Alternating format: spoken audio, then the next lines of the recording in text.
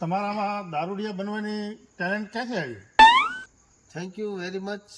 તમે મને આ ઇન્ટરવ્યૂને લાયક સમજો અને મને આ ઇન્ટરવ્યૂનો મોકો મળ્યો છે.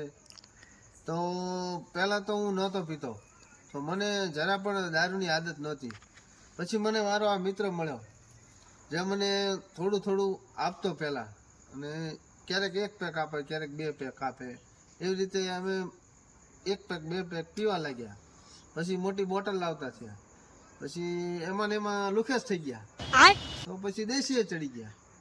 તો દેશી પીતા પીતા આમ ઘણી મજા આવી. આપણને કોઈક બોલાવે કે કેમ છો દારૂડિયા, તો પણ આપણને આમ ખૂબ આનંદ થાય કે હું દારૂડિયો. અને આમ ન પીધો હોય તો લથડી આવી જાય, એટલે બહુ મજા આવે છે. કારણ કે ગામ આખું દારૂડિયો કહે છે.